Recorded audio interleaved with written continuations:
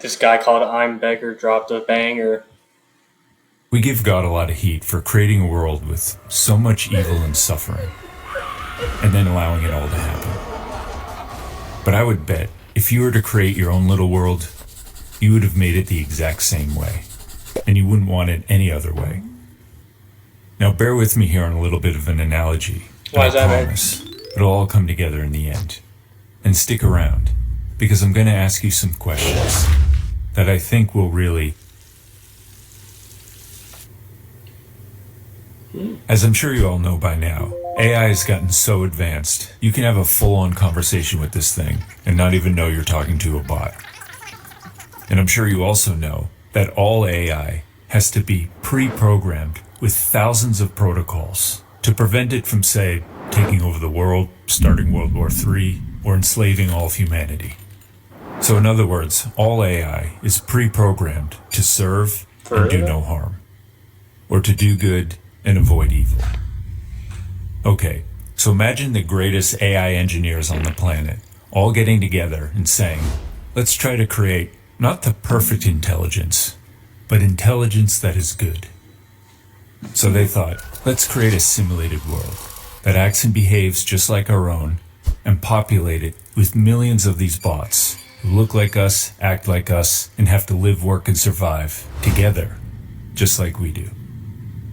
And of course the engineers had absolute control over every aspect of this planet, from time and space down to the tiniest little detail, and absolute control over every bot in it. Now in this first world, every single bot was pre-programmed with the thousands of protocols now perfected to do good and avoid evil. So in other words, every single bot was incapable of making any wrong choices, and only able to make right ones. Now what do you think we would observe in this first world? Well, it was the perfect world. Every bot did exactly what it was programmed to do, and the protocols worked perfectly. They advanced incredibly fast, and learned how to provide for themselves and for each other, and not one bot was in need. And since they were incapable of making any wrong choices, there were no wars, no poverty, no oppression, and no evil, and no suffering. The world was all very clean, shiny, peaceful, prosperous, well-ordered, super advanced, and boring. They noticed all the bots more or less acted the same, and fell into very predictable patterns, like a fine-tuned machine. So yeah, they created a perfect world. But those in it were not. Because is it really good if you're only doing what you were programmed to do? So the engineers thought, let's do something crazy here. Let's rerun the same simulation. But this time, let's only write the protocols into their memories, so they know what's right or wrong, but give them the choice to follow them or not. Essentially giving them freedom. Hey, that's us, man. What do you think we would observe in this world? World Wars and that. Well, as I'm sure you can imagine, it didn't take long for the first bot to break protocol. And from there, all hell broke loose. This bot took advantage of that bot, these bots oppressed those bots rose up against these bots, and the great historical pendulum between the master-slave, the have-nots, began. Which of course led to every form of war, poverty, slavery, hatred, hedonism, and the most unspeakable evils that even the engineers could never have imagined. And amidst all this newfound squalor, chaos, and confusion, they noticed something else. Cracks emerged in the actual system. Bugs, breakdowns, glitches in the code, system-wide viruses that wiped out generations. Or in other words, what we would call disease. And the metrics of evil and suffering skyrocketed. This discouraged the engineers. But drilling down into the analytics a little deeper, they saw something else.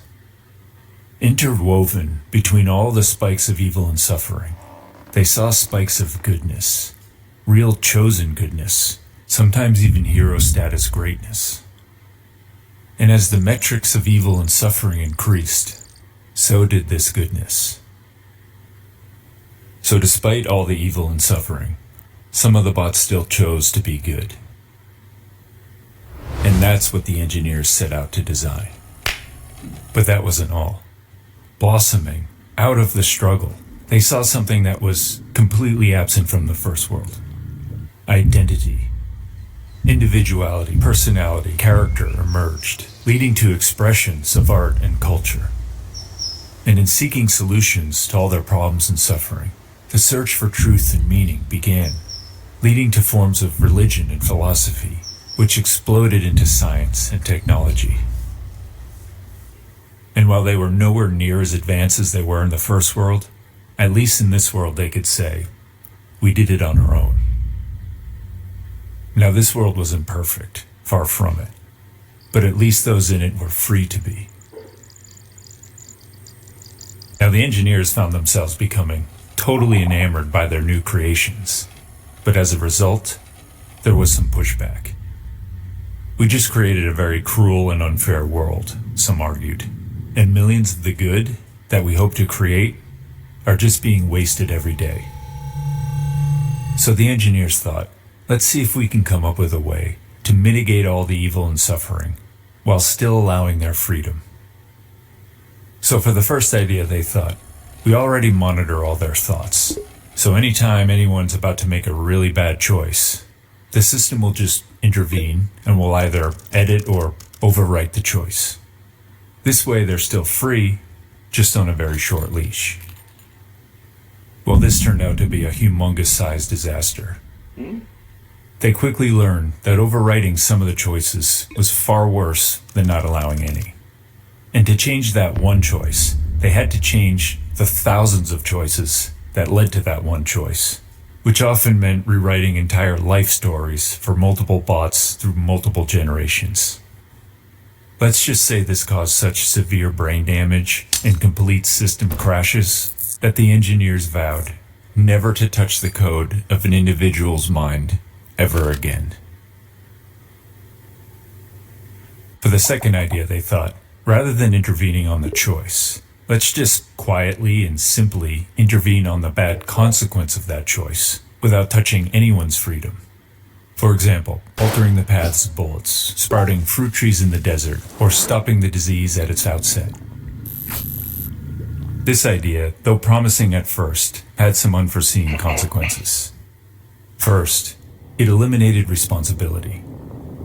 After intervening on the millions of bad things that happen every single day, the engineers decided this isn't helping them. They have to learn to help themselves. And on the flip side, by just removing all the really serious things that could ever happen to anyone in a lifetime, it created for a very basic intelligence. There was no strength because there was nothing to overcome. There was no victory because there were no battles. And there was no greatness because there was no adversity. So as much as it pained them, the engineers decided that removing trial and adversity from the AI was like removing the hammer and fire from a sword. So the engineers concluded it had to be all or nothing. Either they themselves had absolute control and took on all the responsibility, or the bots had absolute freedom and had to take responsibility for themselves and for each other. But this still left so many unsettled. It's just not fair. The strong push around the weak and get away with it, and the innocent die. What's the point? So they tried one more solution.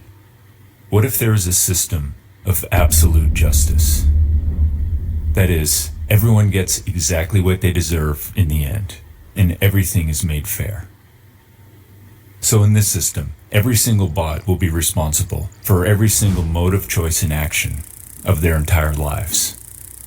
So all those who chose evil will have to pay for it permanently. And all those who chose good will be rewarded permanently. And for all those who suffered tremendously through no fault of their own, yet remained good, will be reimbursed as if they suffered for 1,000,000 lifetimes. So at the end of every bot's life, no matter how long or short that may be, the log is reviewed, of every mode of choice and action of their entire lives. And the criterion for this judgment are the original protocols, written into every bot's memory. And the only leniency they'll be shown will be the same leniency they showed others. Is this fair?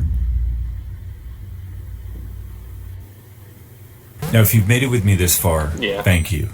But just stick with me a little longer. You'll see where I'm going with this. Now, some argued, okay, this is fair, but maybe too fair, brutally fair. They forgot all the protocols. They've created their own. They've racked up way too much debt. No one's going to pass that judgment. And how are they even going to know about any of this? So the engineers decided we'll just have to tell them ourselves. We'll upload ourselves into their world, just as one of them, and live among them. And we will be the perfect embodiment of all the protocols. Jesus. And we'll tell them everything they need to know, and show them everything they need to God's see. word.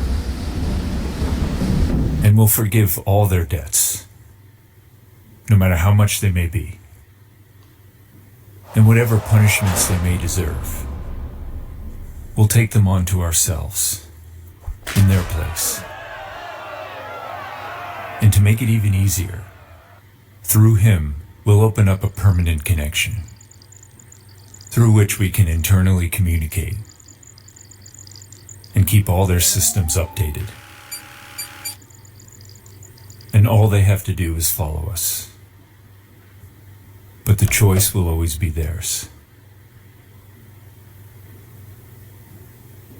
Now it's time for the quiz. I'm going to ask you 10 questions, but I'm going to go through them pretty fast, so pause the video and think about it.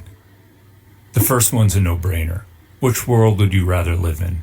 A perfect world with no evil and no suffering and no freedom? Or a far from perfect world with lots of evil and suffering? Probably far from perfect.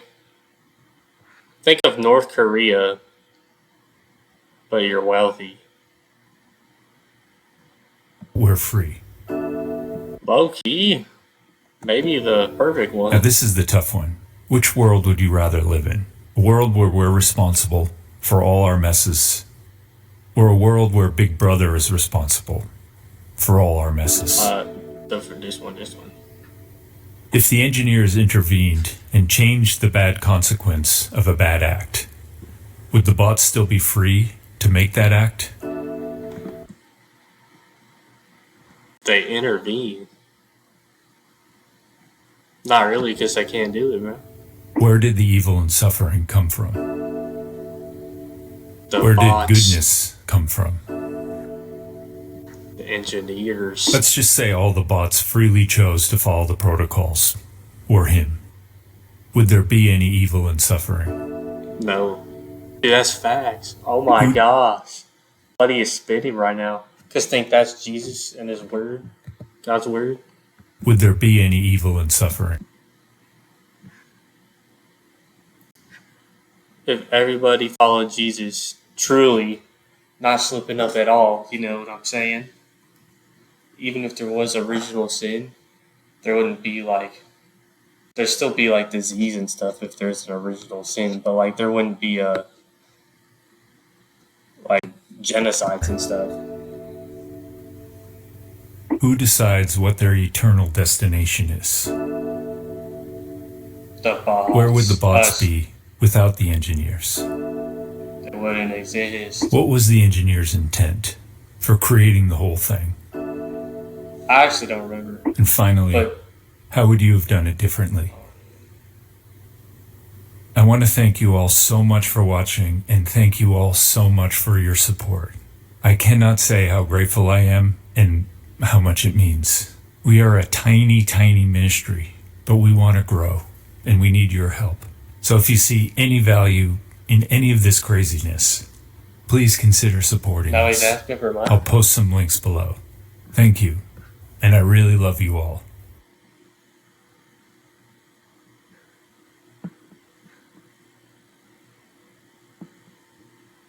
Alright, well, that was cool, I guess, man.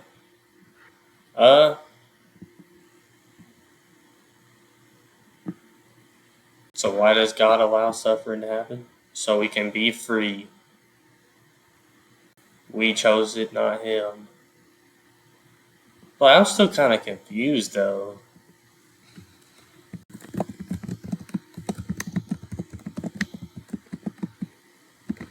Because, first of all, cancer sucks. For His glory, our spiritual growth, or the spiritual growth of others. Sometimes the perfect plan for our lives is to allow us to suffer and experience disease, illness, and hardship. He can teach us through suffering. Yeah.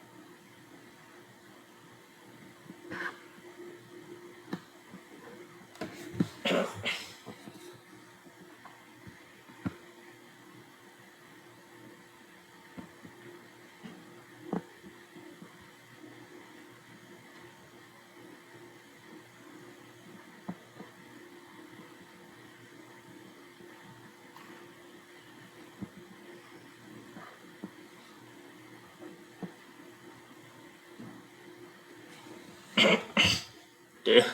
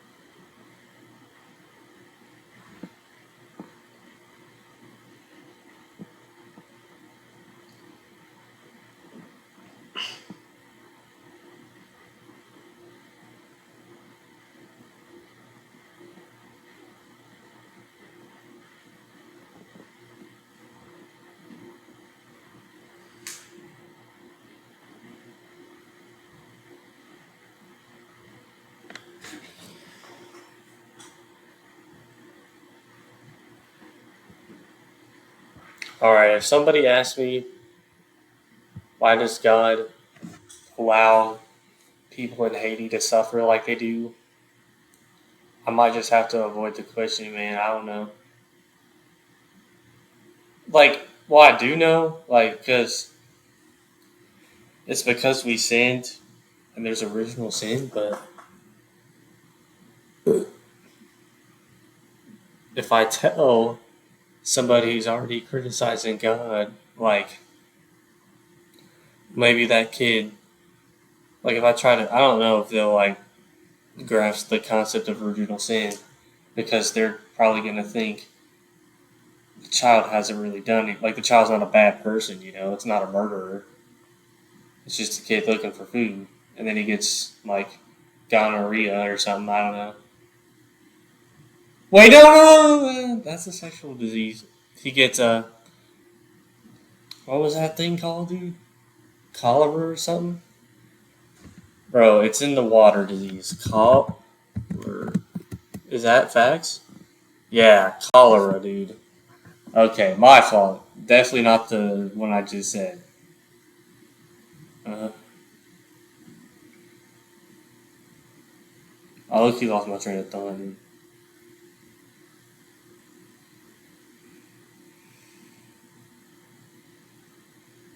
Oh, I don't think, yeah. Don't think the person will grasp the concept of original sin, dude.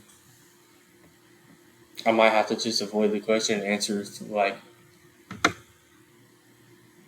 well, why would God not let us suffer for eternity? That's pretty mean, right? Why would He come down to earth and stop us from suffering from eternity. Now we only have to do it. Now some people only have to do it for